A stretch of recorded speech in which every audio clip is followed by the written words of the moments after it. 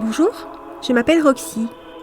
Et vous vous demandez peut-être pourquoi je suis allongée sur le sol du plus grand hôtel du Texas, l'hôtel Clarion. Je ne suis pas inconsciente, mais je veux qu'il croie que je le suis. Avant que je ne vous dise pourquoi, aimez et abonnez-vous pour d'autres histoires dramatiques. Ma mère est morte d'une étrange maladie, alors que je n'avais que 13 ans. La seule chose qui lui restait était un petit appartement au Texas et son chat roux, Moose. Je n'avais jamais rencontré mon père. Il ne nous a jamais aimés. C'est pour ça qu'il est parti. Du moins, c'est ce que ma mère a dit.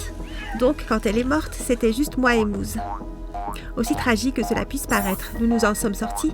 La propriétaire, Madame Poppins, nous a laissé rester gratuitement, mais j'ai dû partir dès que j'ai eu 18 ans. Je n'avais pas l'intention de l'accabler davantage et je me suis donc tournée vers le restaurant d'en face pour manger.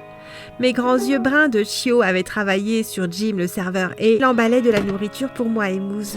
Jim était à l'université et avait besoin de ce travail pour payer ses frais de scolarité. Il était gentil et doux et je me suis juré qu'un jour je lui rendrais l'appareil. Lorsque j'ai eu 16 ans, Jim m'a officiellement présenté au directeur et j'ai commencé à nettoyer les sols en échange de nourriture. Le directeur a apprécié l'accord puisqu'il n'avait pas à me payer. 2 ans ont passé et ma vie est restée à peu près la même. Mais un jour, tout s'est écroulé comme un château de cartes. J'avais fait une sieste dans l'après-midi sur le canapé avec Moose quand mon alarme a sonné. À moitié réveillée, je me suis assise et j'ai regardé l'heure. Il était 6h30. « OMG !» j'ai crié, réveillant Moose. J'avais déjà 30 minutes de retard pour mon service. J'ai presque renversé la table dans ma hâte de partir. Mon esprit s'emballe alors que je me dépêche de traverser la rue. Oh non, pourquoi ai-je dormi? Je vais avoir de gros problèmes. Au moment où j'allais traverser, une vieille dame aux cheveux blancs, comme la neige, m'a demandé de l'aider à traverser. J'ai remarqué que sa canne était très brillante et jolie. Ça ressemblait presque à de l'or. Même si j'étais en retard, je ne pouvais pas dire non. J'ai accepté et je me suis accrochée à sa main gauche. Toutes les voitures se sont arrêtées quand nous avons commencé à traverser. Elle, par contre, faisait des pas aussi petits que ceux d'un bambin et je pourrais jurer que nous avons mis 10 minutes pour traverser la rue. Elle n'a pas lâché ma main après que nous ayons traversé. En fait, sa prise est devenue plus ferme. C'est alors qu'elle a placé quelque chose dans ma main. C'était une bague, unique et argentée, comme celle qu'ils vendent à Walmart. « Mon enfant, tu as un bon cœur. Laisse-moi te remercier de m'avoir aidé aujourd'hui. » Elle a fait une pause pour prendre une profonde inspiration.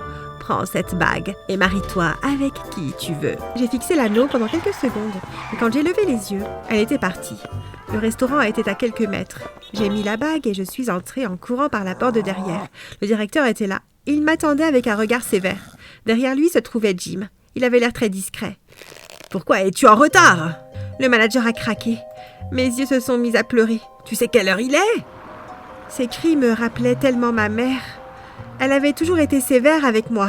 « J'ai été si gentil avec toi. C'est comme ça que tu me remercies. Sors et ne reviens jamais. » J'ai levé les yeux pour voir Jim me dire « Je suis désolée ». Même s'il essayait, il ne pouvait pas faire grand-chose. Ce n'était qu'un serveur. Je suis rentrée chez moi et j'ai pleuré jusqu'à m'endormir. Ma vie était terminée. Je n'avais pas de travail, aucun moyen de me procurer de la nourriture et mon 18e anniversaire approchait, donc je serais aussi sans abri. Non, ce n'est pas comme ça que se passe mon histoire. Et juste comme ça, quelque chose s'est brisé en moi. Je ferai tout ce qu'il faut pour être riche et réussir. Je me suis donc levée tôt le lendemain matin pour chercher du travail. C'est là que j'ai vu le panneau écrit en gras. Besoin de femme de ménage à l'hôtel Clarion. Je n'ai pas perdu de temps et j'ai marché aussi vite que je pouvais.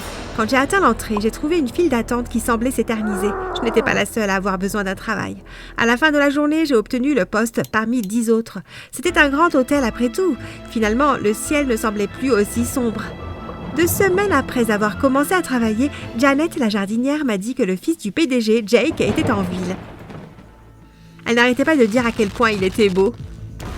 « Peux-tu t'imaginer l'épouser ?» Ces mots ont résonné dans ma tête. Si je l'épousais, je n'aurais plus à souffrir. Je vivrais comme une reine. Mais qu'est-ce qui pousserait un gars comme lui à regarder une fille comme moi? Mes vêtements étaient trop ordinaires et je n'avais pas d'argent pour en acheter de meilleurs. Je ressemblais à la femme de ménage que j'étais. Soudain, je me suis souvenue de la bague de la vieille dame. Je m'y étais tellement habituée que je ne le remarquais presque plus. Est-ce que ça pourrait être ce dont j'ai besoin? Quand je me suis réveillée le lendemain, j'ai fait ce que je n'avais jamais fait auparavant. Maquillage.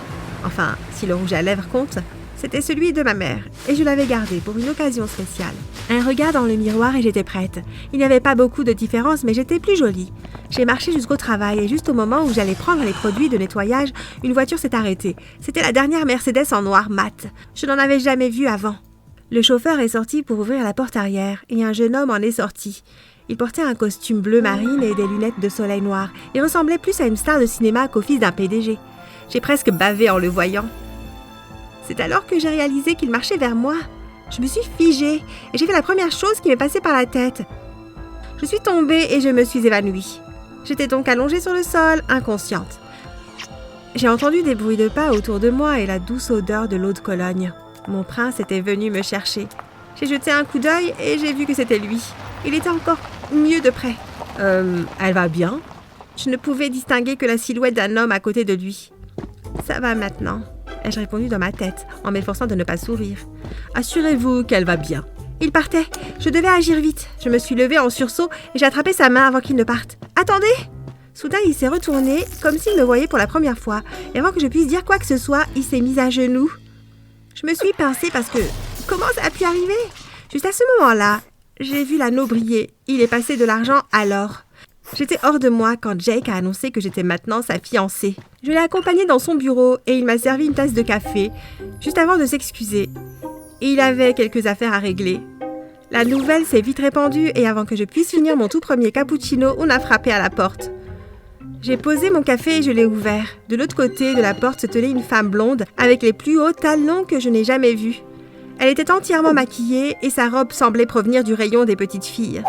Avant que je puisse l'accueillir, j'ai reçu une gifle chaude qui m'a fait trébucher. Pendant quelques secondes, je n'ai vu que des étoiles. « Comment oses-tu essayer de me voler mon petit ami ?» Bien sûr, et il avait une petite amie. Pourquoi n'y ai-je pas pensé? Mais elle est arrivée trop tard. J'avais déjà gagné la guerre. Je suis désolée. Vous êtes qui déjà? J'ai demandé en feignant l'ignorance. Je n'allais laisser personne me prendre ça. Je suis sa petite amie. Était sa petite amie. Chérie, je suis sa fiancée. Et si tu ne pars pas de toi-même, je vais devoir appeler la sécurité. Elle ne pouvait pas le dire, mais je tremblais intérieurement. La gifle m'avait prise au dépourvu, mais j'étais une bonne actrice. Toutes ces heures que j'avais passées à regarder des feuilletons avec maman portaient leurs fruits.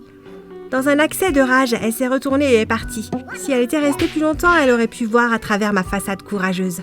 Jake pourrait faire mieux que ça. Peut-être que je lui ai fait une faveur après tout. Après quelques jours, Jake m'a acheté le dernier iPhone et un manoir avec une piscine intérieure. J'étais aux anges. Mais l'excitation s'est vite dissipée. J'avais tout ce que j'avais toujours voulu, mais je n'étais pas heureuse. Je me suis sentie désolée de lui avoir menti, mais je me suis promis de me rattraper en étant une bonne épouse pour lui. Et peut-être nous apprendrions à nous aimer vraiment. Jake a appelé ce soir-là et m'a demandé de m'habiller. Il a dit qu'il m'enverrait une robe de soirée et qu'il viendrait me chercher dans 1 heure. Fidèle à sa parole, la robe est arrivée 30 minutes après l'appel. Il s'agissait d'une longue robe noire Louis Vuitton avec un dos nu, semblable à celle portée sur le tapis rouge. Si quelqu'un m'avait montré la robe, il y a un mois, je l'aurais probablement échangée contre un rein. Mais maintenant, je redoute de la regarder. Ce n'était pas bien. J'ai décidé de tout avouer pendant le dîner. Ce n'est qu'alors que j'aurai la paix. J'ai pris un bain rapide, mis la robe et fait un chignon avec mes cheveux. J'ai eu le souffle coupé quand je me suis regardée dans le miroir. Je ressemblais à ma mère. Heureusement, Jake est arrivé juste à temps et j'ai retenu les larmes qui menaçaient de couler.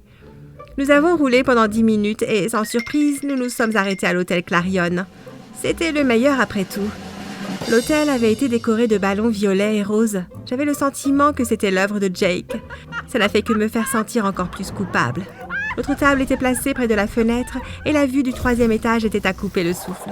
Dès que nous nous sommes assis, je me suis retournée pour lui faire face. « Jake, je dois te dire quelque chose. » Avant que je puisse continuer, j'ai été interrompue par un homme étrange. Je l'avais vu en arrivant et il n'arrêtait pas de me fixer. « Maggie, c'est toi ?» Plus il s'approchait, plus je me sentais mal à l'aise. Pourquoi m'avait-il appelé par le nom de ma mère? Jake a tourné la tête et a souri en signe de reconnaissance. « Hey papa, c'est Roxy, la fille dont je t'ai parlé. »« Roxy? Connaissez-vous quelqu'un qui s'appelle Margaret ?»« Pourquoi? Demandez-vous des nouvelles de ma mère? Qui êtes-vous » Ma voix tremblait sous mon souffle. « Je m'appellerai et je crois que je suis votre père. » Mon monde s'est arrêté pendant un moment, puis s'est brisé comme du verre. Non, non, non. Il n'y avait pas moyen d'empêcher les larmes de couler. « Je n'ai pas de père !» j'ai crié en sortant en courant. Je devais partir immédiatement. Je pouvais à peine voir. Mes yeux étaient pleins de larmes. « Roxy, attends !» Ray m'a couru après. « Laissez-moi m'expliquer !» J'ai haussé les épaules en lui donnant le feu vert. Nous avons passé l'heure suivante sur le trottoir pendant que j'écoutais sa version des faits. Maman ne lui avait jamais parlé de mon existence. Ils s'étaient séparés avant ma naissance. Ça me faisait mal que maman ait menti à son sujet, mais une grande partie de moi était soulagée de ne pas avoir été abandonnée. Il a continué à me dire combien il avait été choqué de me voir. Il a cru que j'étais ma mère. Je lui ai dit ce qui lui était arrivé et on a fait un câlin. Ray a raconté qu'il a déménagé à l'étranger après la rupture et que c'est là qu'il a adopté Jake la même année. Quand j'ai regardé dans ses yeux, j'ai su qu'il disait la vérité. Il était du même brun chocolat que les miens. Nous étions vraiment une famille. Alors Jake est mon demi-frère maintenant, j'ai dit maladroitement. Je suppose que oui, a-t-il répondu en se grattant la tête. Ne t'inquiète pas, papa. Monsieur, ce n'est rien, je l'ai rassuré. J'ai enlevé l'anneau et comme ça, le sort était rompu. Tu peux m'appeler papa, si tu veux. Ok, papa. J'ai répondu alors que nous nous embrassions encore une fois. La bague ne m'avait pas apporté le prince charmant, mais elle avait apporté mon père, et pour moi, c'était suffisant.